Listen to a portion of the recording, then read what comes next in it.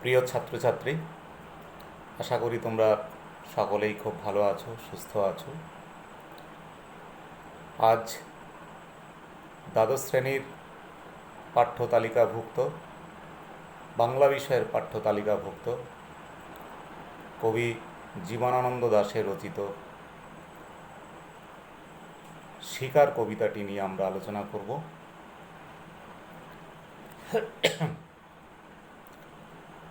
কবি জীবনানন্দ দাশ রবীন্দ্র পরবর্তীকালে আধুনিক কাব্যধারার শ্রেষ্ঠ কবি। তিনি 1899 খ্রিস্টাব্দে 18ই ফেব্রুয়ারি তারিখে বাংলাদেশের বরিশালে জন্মগ্রহণ করেছিলেন এবং 1954 খ্রিস্টাব্দে 22শে অক্টোবর তারিখে তিনি মারা যান। তাঁর উল্লেখযোগ্য কাব্যগ্রন্থ ঝরা পালক, ধূসর পাণ্ডুলিপি, বনলতা সেন, মহাপৃথিবী, রূপসী বাংলা, সাতটি তারার তিমির, বেলা অবেলা, কালবেলা প্রভৃতি।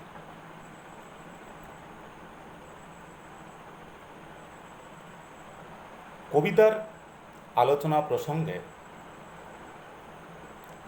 তোমাদের যে বিষয়টা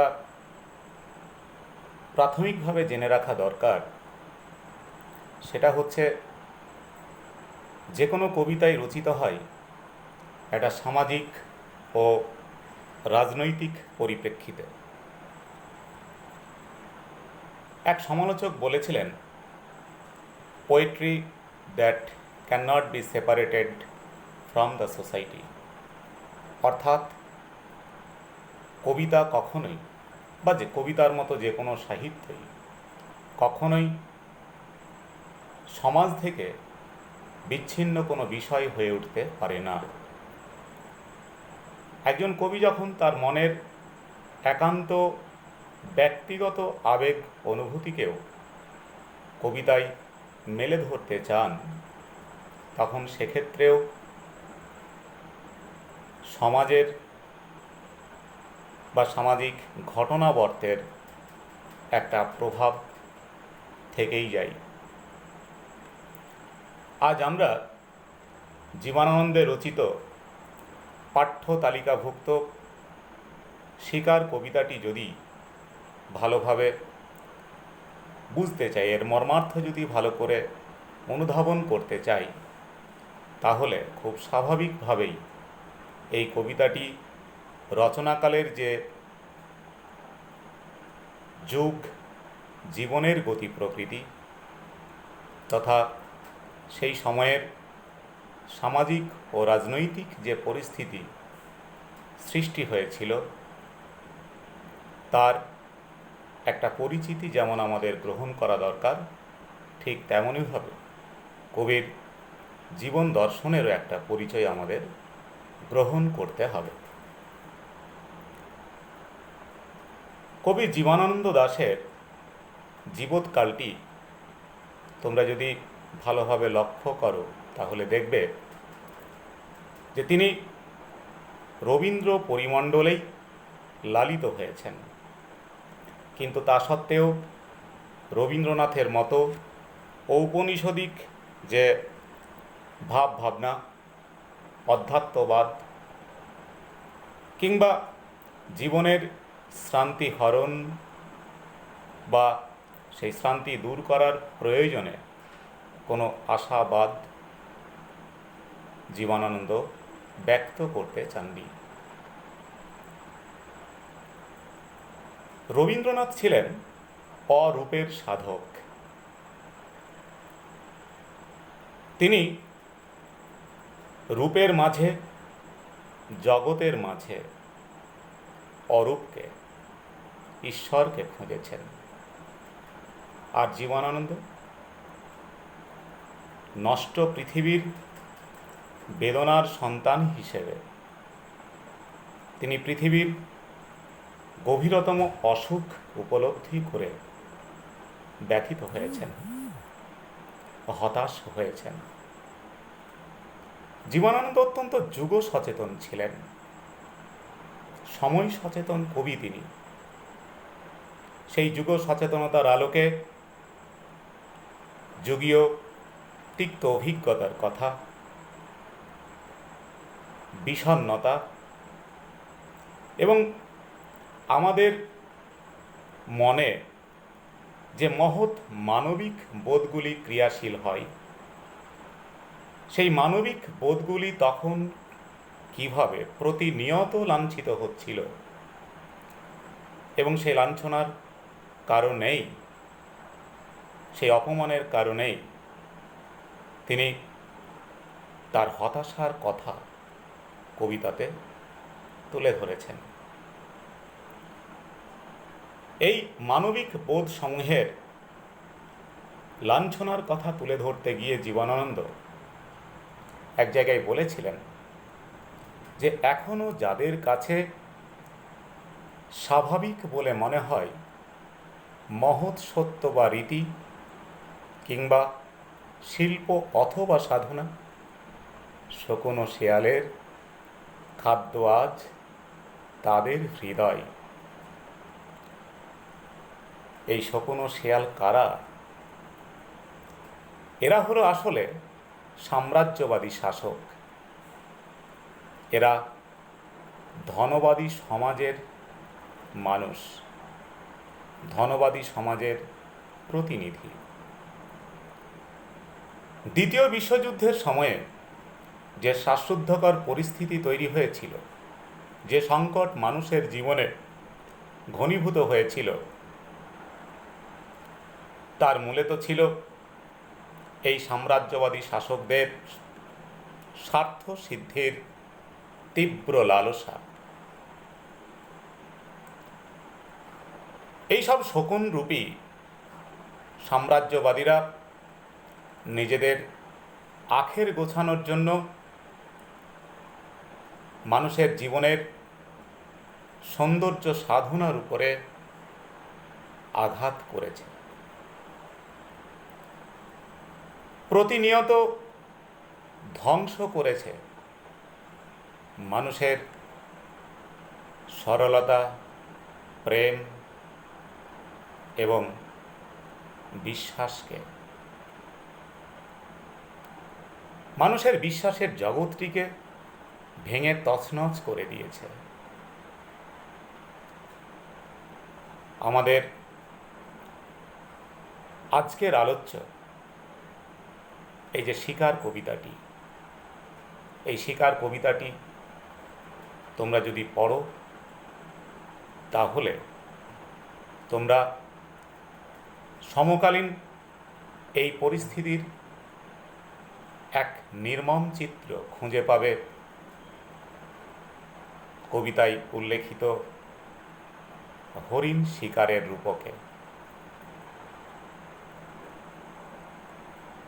তো বন্ধুরা, যুগীয় পরিস্থিতির যে আলোচনা আমি করছিলাম, এই শিকার কবিতাটি রচনার পরিপ্রেক্ষিত তুলে ধরতে গিয়ে যে আলোচনা আমি করছিলাম, সেই আলোচনা সূত্রে তোমরা খুব ভালোভাবেই উপলব্ধি করতে পারছ যে জীবনানন্দের কবিতায় কিভাবে যুগীয় বিষণ্ণতার কথাগুলি উঠে এসেছে। তবে এটাকেই তোমরা তার কাব্যের একমাত্র বিষয় বলে ভেবো না। আসলে তিনি এক মহাপৃথিবীর, এক আলো পৃথিবীর স্বপ্ন দেখেছেন এবং আমাদের বোধের জগতে নাড়া দিয়ে আমাদের চেতনার জগতে করাঘাত করে সুচেতনার ক্রমবিকাশের কথা ভেবেছেন। সেই সুচেতনার ক্রমবিকাশের মাধ্যমেই তিনি আলো পৃথিবীর পথ খুঁজতে চেয়েছেন। জীবনানন্দের কবিতা পড়তে গেলেই তাঁর কাব্যভাবনার যে দিকগুলি আমাদের চোখে বিশেষভাবে ধরা পড়ে, তাঁর কবিতার যে বৈশিষ্ট্যগুলি মোটা মোটা অক্ষরে উঠে আসে, সেগুলি আমরা একবার দেখে নেওয়ার চেষ্টা করি। জীবনানন্দের কবিতায়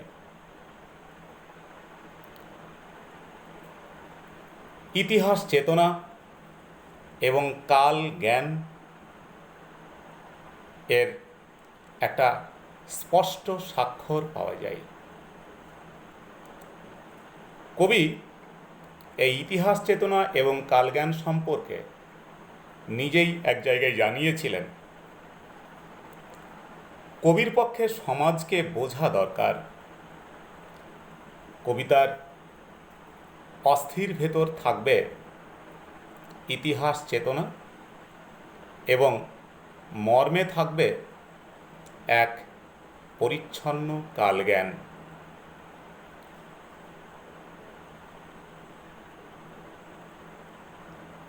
এই যে ইতিহাস চেতনার কথা তিনি বলতে চাইছেন, তার কবিতায় এই ইতিহাস চেতনা সমাজ চেতনার হাত ধরেই উঠে এসেছে, যার মাধ্যমে তিনি বৃহত্তর পটভূমিকায় জীবনকে উপলব্ধির কথা ব্যক্ত করেছেন। এই ইতিহাস চেতনা ও কালজ্ঞানের পরিচয় আমরা আমাদের আলোচ্য শিকার কবিতায় খুঁজে পাব। এছাড়া আমরা জীবনানন্দের যে তার কবিতার যে বৈশিষ্ট্যগুলির আমাদের নজরে উঠে আসে, তার অন্যতম হচ্ছে রোমান্টিক চেতনা। রোমান্টিকতার স্পষ্ট পরিচয় তার বিভিন্ন কবিতাতে আমরা দেখতে পাই। আমরা তার কবিতা পাঠ করলে খুঁজে পাব প্রকৃতি চেতনার কথা, প্রেমের কথা, আমরা খুঁজে পাব মৃত্যু চেতনার কথা এবং সেই সঙ্গে চিত্ররূপময়তা। চিত্ররূপময়তার বিষয়টা কি না, জীবনানন্দ তার গভীর উপলব্ধির কথা, অনুভূতির কথা কবিতাতে মেলে ধরতে গিয়ে তিনি যেন কথার তুলি দিয়ে ছবি এঁকেছেন। ফলে গভীর অনুভবের বিষয়গুলি আমাদের প্রত্যেকের কাছে ইন্দ্রিয় গ্রাহ্য হয়ে ওঠে। আমরা সেগুলো যেন ছবির মতো করে আমরা আমাদের মনের পর্দায় উদ্ভাসিত করে নিতে পারি, আমাদের মনের পর্দায় সেগুলোকে দেখতে পাই। এছাড়া কবি জীবনানন্দ দাশের কবিতাতে আমরা খুঁজে পাব নাটকীয় বিন্যাসের কথা। যে ভাববস্তুর কথা তুলে ধরতে চাইছেন, সেই ভাববস্তুর মধ্যে পাঠকের একটা কৌতূহল, সেই ভাববস্তু পাঠ করার বিষয়ে পাঠকের মধ্যে একটা কৌতূহল সৃষ্টির প্রয়োজনে তিনি নাটকীয়তার উল্লেখ, নাটকীয় একটা বিন্যাস করেছেন, নাটকীয় ঢং ব্যবহার করেছেন, নাটকীয় ভঙ্গির উল্লেখ করেছেন, ভঙ্গি ব্যবহার করেছেন। এবং আধুনিক কবি হিসেবে তিনি তার কবিতাতে অলঙ্কার সজ্জার পরিচয় তুলে ধরেছেন। আমরা আমাদের আলোচ্য এই শিকার কবিতাতে এই অলঙ্কার সজ্জার পরিচয়, অলঙ্কারের সাহায্যে তিনি কিভাবে গভীর উপলব্ধির কথাগুলোকে তুলে ধরতে চাইছেন, সেই পরিচয় আমরা খুঁজে পাব। কিভাবে তিনি তার ভাববস্তুকে চমৎকারিত্ব প্রদান করবার চেষ্টা করেছেন সে পরিচয় আমরা খুঁজে পাব। তো এসো আজকে এই শিকার কবিতাটির পাঠ গ্রহণ করে আমরা এই সব কিছুর পরিচয় লাভের আগে কবিতাটির উৎস সম্পর্কে দু চার কথা আমরা জেনে নিই। আমাদের আলোচ্য শিকার কবিতাটি প্রথমত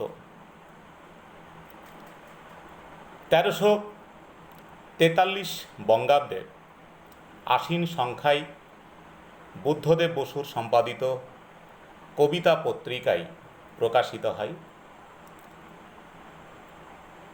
পরবর্তীতে এই কবিতাটি মহাপৃথিবী কাব্যগ্রন্থে সংকলিত হয়।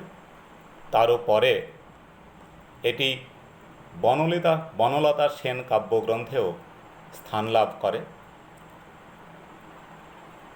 বনলতা সেন কাব্যগ্রন্থের 10 সংখ্যক কবিতা এটি। আমরা এবারে এই কবিতার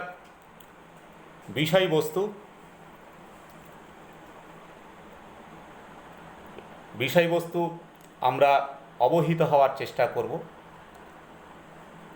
লাইন ভিত্তিক ব্যাখ্যা বিশ্লেষণের মধ্য দিয়ে।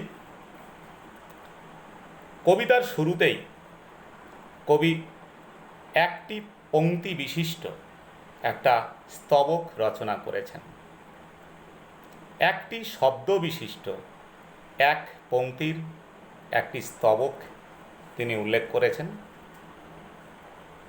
উচ্চারণ করেছেন কবিতার শুরুতেই ভোর। ভোর কথাটি উচ্চারণের সঙ্গে সঙ্গে ভোরের স্নিগ্ধ প্রকৃতি পরিবেশ, ভোরের প্রশান্ত পরিবেশের চিত্র আমাদের সামনে উদ্ভাসিত হয়। তো ভোরের এই রমণীয় স্নিগ্ধ মাধুর্যমণ্ডিত প্রশান্ত প্রকৃতি পরিবেশের মুখোমুখি হওয়ার পরেই আমরা যে লাইনটিকে উচ্চারণ করতে দেখছি কবিকে, সেটি হচ্ছে আকাশের রং ঘাস ফড়িংয়ের দেহের মতো কোমল নীল। ভোর মানেই ভোরের প্রশান্ত প্রকৃতি পরিবেশে নির্মল আকাশের প্রসঙ্গটি চলে আসে। সেই আকাশের বর্ণনা দিতে গিয়ে কবি এখানে বলছেন আকাশের রং ঘাস ফড়িংয়ের দেহের মতো কোমল নীল। চারিদিকে পেয়ারা ও নোনার গাছ টিয়ার পালকের মতো সবুজ।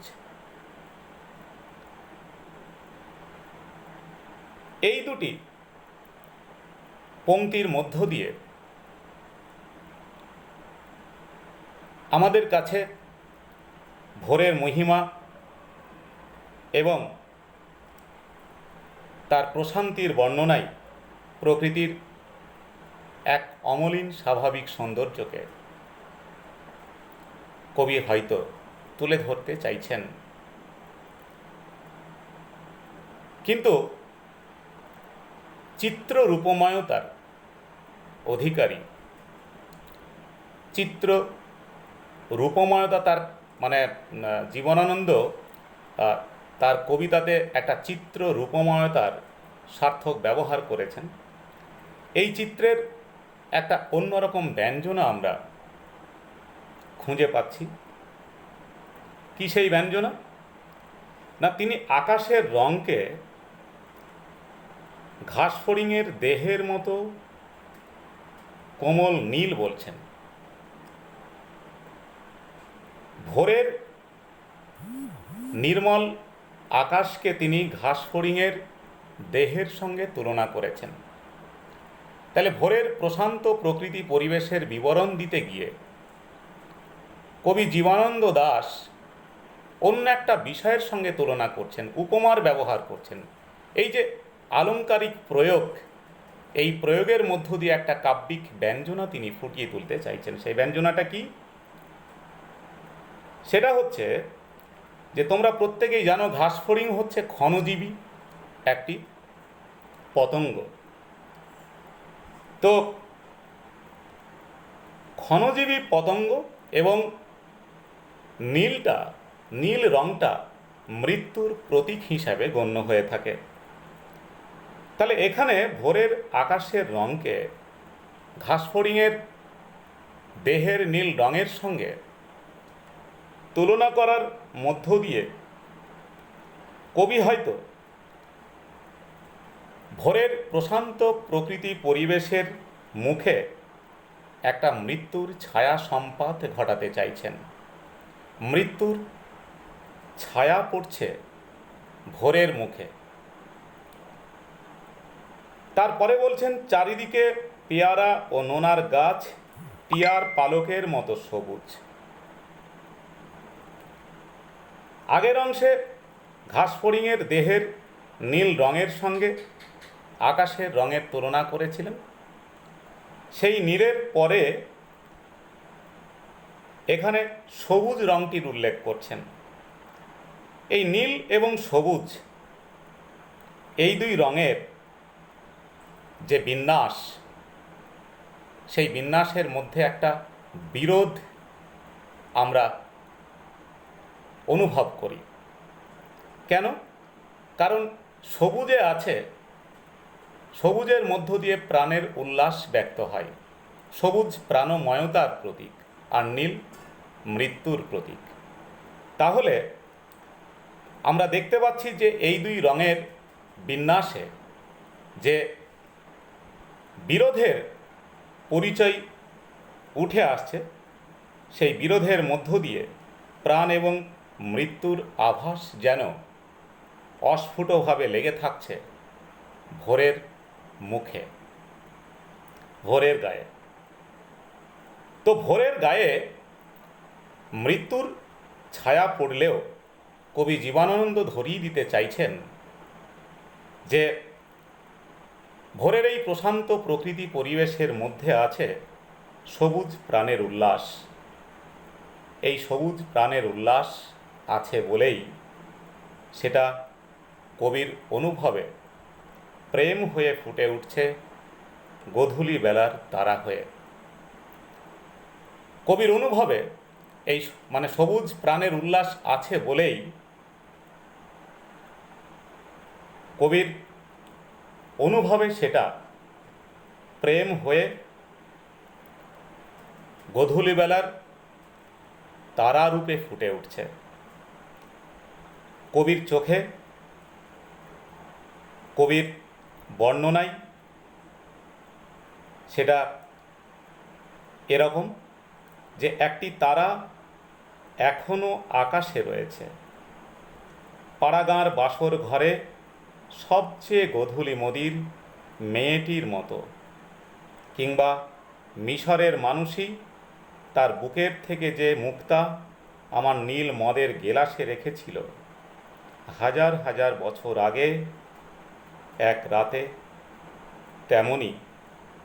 তেমনি একটি তারা আকাশে জ্বলছে এখনো। এর মধ্য দিয়ে কবি কি বোঝাতে চাইছেন? এর মধ্য দিয়ে কবি এটাই বোঝাতে চাইছেন যে আমরা দেখতে পাচ্ছি যে তারাটিকে কবি বাসর ঘরের এক লজ্জাতুর সলজ্জ বধূর সঙ্গে এবং হাজার বছরের মিশরের মানুষের বুকের থেকে যে মুক্ত খুলে নীল মদের গেলাসে রাখা হয়েছিল তার সঙ্গে তুলনা করেছেন। এই তুলনার মাধ্যমে তারা তো প্রকৃতির একটি অঙ্গ। তো তারাটি তথা প্রকৃতির শান্ত সৌন্দর্য তার পবিত্রতা, তার শাশ্বত ঐতিহ্য, এই সব কিছুর একটা ব্যঞ্জনা দিতে চাইছেন।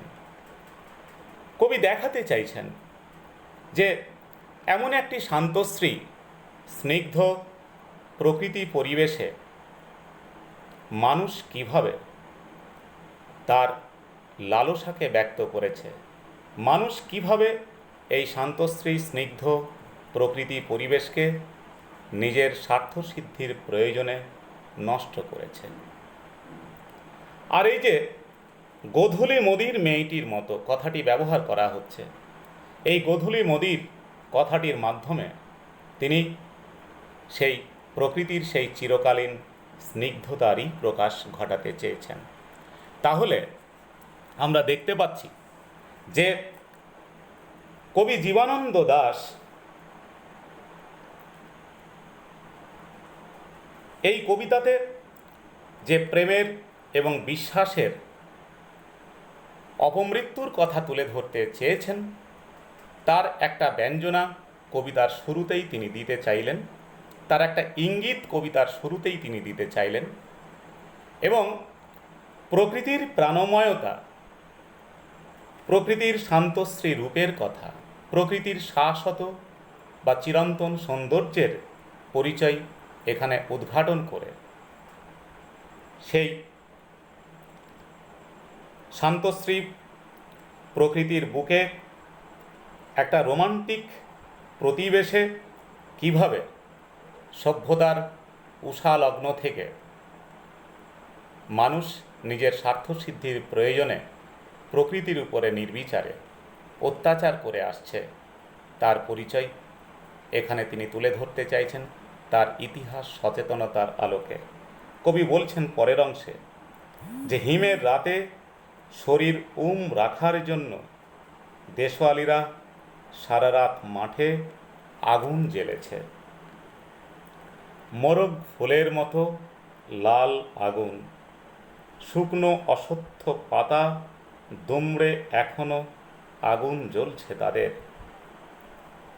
তাহলে আমরা ভোরের প্রকৃতি পরিবেশে, শান্তশ্রী স্নিগ্ধ প্রকৃতি পরিবেশে, প্রাণময় প্রকৃতি পরিবেশে আমরা দেখতে পাচ্ছি যে সভ্যতার উষা লগ্নে দেশওয়ালি ভাইয়েরা হিমের রাতে তাদের নিজেদের দেহে উষ্ণতা সঞ্চারের জন্য সারা রাত ধরে মাঠে আগুন জ্বেলেছে। সেই আগুনের বর্ণনাটা বর্ণনাটা দিয়েছেন কবি একটি সুন্দর উপমা ব্যবহার করে। উপমাটি কি না, সেই আগুনকে তিনি তুলনা করছেন মরগ ফুলের সঙ্গে। মরগ ফুলের মতো লাল আগুন, মরগ ফুল দেখতে খুব লাল হয়, সেই মরগ ফুলের সঙ্গে আগুনের তুলনা টেনে তিনি বলছেন মরগ ফুলের মতো লাল আগুন। লাল কথাটার মধ্য দিয়েই একটা সর্বনাশের ইঙ্গিত তিনি দিতে চেয়েছেন। কেন না, মরগ ফুলের মতো লাল আগুন কিভাবে জ্বালানো হয়েছে? কবি বলছেন শুকনো অশ্বত্থ পাতা দুমড়ে, শুকনো অশ্বত্থ পাতা দুমড়ে যে আগুন জ্বালানো হয়েছে সেই আগুন এখনো জ্বলছে। শুকনো অশ্বত্থ পাতা দুমড়ে এখনো আগুন জ্বলছে তাদের। তো এই শুকনো অশ্বত্থ পাতা দুমড়ে এই কথাটার মধ্য দিয়ে কবি এটাই বোঝাতে চাইছেন যে প্রকৃতির যে স্বাভাবিকতা ছিল, যে সৌন্দর্য ছিল, যে প্রকৃতির মধ্যে যে শান্তশ্রী রূপটা ছিল, সেই স্বাভাবিক সৌন্দর্যকে মানুষ দুমড়ে চুমড়ে স্বাভাবিক সৌন্দর্যকে মানুষ নষ্ট করেছে। দুমড়ে চুমড়ে প্রকৃতিকে ব্যবহার করেছে মানুষ নিজের স্বার্থসিদ্ধির প্রয়োজনে। যে আগুন তারা নিজেদের শরীরে উষ্ণতা সঞ্চারের জন্য জ্বালিয়েছিল, সে আগুন এখনো জ্বলছে। সূর্যের আলোয় তার রং কুসুমের মতো নেই, আর তার রং বলতে এখানে ওই আগুনের রং। সূর্যের আলোয় তার রং কুসুমের মতো নেই, আর পরিষ্কার আমরা বুঝতে পারছি সূর্যের আলোয় সেই আগুন তার রং হারিয়ে ফেলেছে। অর্থাৎ ভোর হয়েছে, সূর্য উদিত হয়েছে, আগুন অনেকখানি বিবর্ণ হয়ে গেছে। কিন্তু আমাদের প্রশ্ন যে শুধু আগুন কি তার রং হারিয়েছে, না আগুনের রং হারিয়ে যাওয়ার পাশাপাশি এই যে কবি বলছেন যে হয়ে গেছে রোগা শালিকের হৃদয়ের বিবর্ণ ইচ্ছার মতো, তাহলে আগুনের রং হারিয়ে যাওয়ার পাশাপাশি রোগা শালিকের হৃদয়ের বিবর্ণ ইচ্ছার সঙ্গে তাকে তুলনা করে এখানে কবি প্রকৃতির বিষণ্ণতাকে ফুটিয়ে তুলতে চাইছেন। মাঠের আগুনের এই যে ম্লান হয়ে আসছে বলেই সেটা আর মরগ ফুলের মতো লাল হয়ে নেই। তো মাঠের আগুনের রং ম্লান হয়ে আসার মধ্যে দিয়ে ভোরের ইঙ্গিতটা আমরা পাচ্ছি, এবং এই ভোরের ইঙ্গিত দেওয়ার পরেই কবি স্মরণ করিয়ে দিচ্ছেন যে অরণ্য প্রকৃতির মধ্যে এখনো পর্যন্ত একটা পবিত্র সৌকুমার্য রয়েছে, একটা সৌন্দর্য আছে। সে সৌন্দর্য কেমন না, সকালের আলোয় অরণ্য প্রকৃতির সৌন্দর্য টলমল করে ওঠে, ময়ূরের সবুজ নীল ডানার মতো তা ঝিলমিল করে ওঠে। কবির বর্ণনায় সকালের আলোয় টলমল শিশিরে চারিদিকের বন ও আকাশ ময়ূরের সবুজ নীল ডানার মতো ঝিলমিল করছে।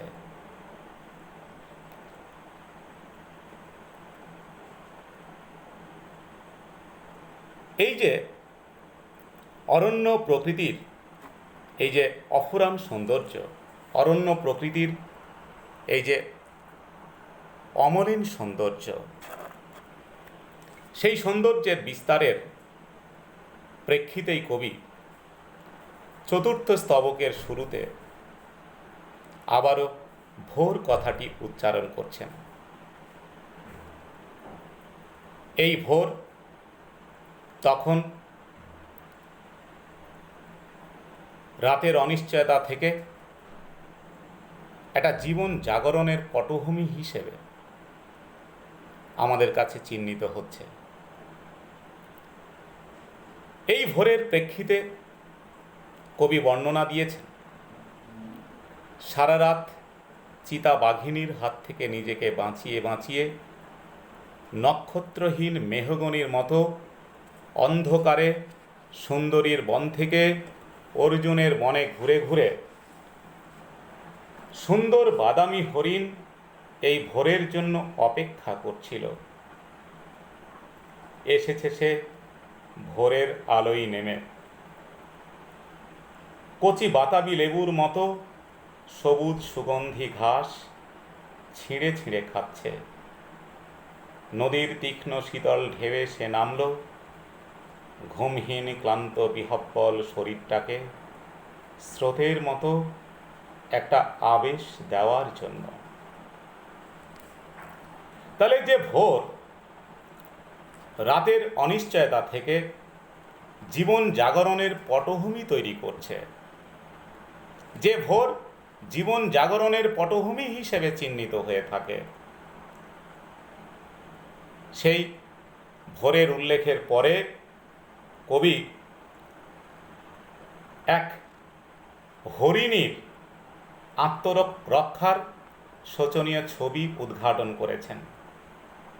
সেই প্রসঙ্গে কবি বলছেন, সারা রাত চিতাবাঘিনীর হাত থেকে নিজেকে বাঁচিয়ে বাঁচিয়ে নক্ষত্রহীন মেহগনির মতো অন্ধকারে সুন্দরীর বন থেকে অর্জুনের বনে ঘুরে ঘুরে সুন্দর বাদামি হরিণ এই ভোরের জন্য অপেক্ষা করছিল। তাহলে ভোর এখানে একটি প্রাণীর জীবনের প্রতিষ্ঠাদানের একটা নতুন দিন লাভের একটা পটভূমি হয়ে উঠছে, একটা নতুন জীবন লাভের পটভূমি হয়ে উঠছে। তো সুন্দর বাদামি হরিণ এই ভোরের জন্য অপেক্ষা করছিল, এসেছে সে ভোরের আলোই নেমে। তাহলে অন্ধকারে এক বন থেকে আর এক বনে ঘুরে ঘুরে সে একটি ভোরের জন্য অপেক্ষা করছিল। সে ভাবছিল যে এরকম একটি ভোরের আলোই যদি নেমে আসা যায় তাহলে তার প্রাণটি রক্ষা পাবে। অর্থাৎ অরণ্যে হিংস্র বাঘের কবল থেকে রক্ষা পাওয়ার জন্য সে ভোরের প্রেক্ষিতে ভোরের আলোয় জনারণ্যে নেমে আসতে চেয়েছিল। কারণ চারিদিকে যদি মনুষ্য সংকুল পরিবেশে সাধারণত বাঘেরা হানা দেয় না। তো এ ধরনের একটা পরিবেশে যদি আসা যায়, ভোরের আলোয় যদি নিজেকে উদ্ভাসিত করে তোলা যায়, তাহলে হয়তো সে রক্ষা পেয়ে যাবে। তো এসেছে সে ভোরের আলোয় নেমে, কচি বাতাবি লেবুর মতো সবুজ সুগন্ধি ঘাস ছিঁড়ে ছিঁড়ে খাচ্ছে। ঘাসকে এখানে কচি বাতাবি লেবুর সঙ্গে তুলনা করা হয়েছে। তো কচি বাতাবি লেবু অত্যন্ত নরম হয়, সেই নরম ঘাস এখানে হরিণটি ছিঁড়ে ছিঁড়ে খাচ্ছে। এই ছিঁড়ে ছিঁড়ে খাওয়ার মধ্য দিয়ে প্রাণের উল্লাস এবং ঘাস চিবোনোর মধ্যে যে এক ধরনের আস্বাদ, সেই আস্বাদের তৃপ্তিদায়ক ভাবটা এখানে ফুটে উঠছে। অত্যন্ত তৃপ্তির সঙ্গে যেন সে এটাকে খাচ্ছে, এই ঘাস খাচ্ছে। এরপর কবি বলছেন, নদীর তীক্ষ্ণ শীতল ঢেউয়ে সে নামলো, ঘুমহীন ক্লান্ত বিহব্বল শরীরটাকে স্রোতের মতো একটা আবেশ দেওয়ার জন্য।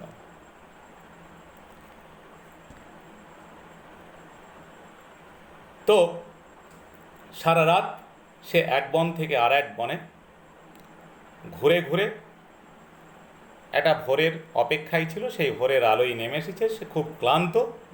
সেই ঘুমহীন ক্লান্ত শরীরটাকে একটা আবেশ দেওয়ার জন্য, অর্থাৎ ক্লান্তি দূর করার জন্য সে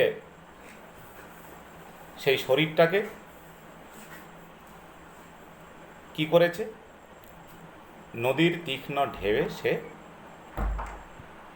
শরীরটাকে নিয়ে নদীর তীক্ষ্ণ ঢেউয়ে সে নেমে গেছে, যাতে নদীর স্রোতে সে নিজের শরীরটাকে ভাসিয়ে দিয়ে কিছুটা ক্লান্তি জুড়োতে পারে। আজ এই পর্যন্ত রাখলাম। আগামীতে পরের অংশের আলোচনা করব। তারপরে এই কবিতার থেকে যে প্রশ্নপত্রের মুখোমুখি আমাদের হতে হয়, সেগুলো নিয়ে আমি তোমাদের আলোচনা করব। তোমরা প্রত্যেকে ভালো থেকো, সুস্থ থেকো। আগামীতে পরের অংশের আলোচনা নিয়ে আমি আসছি।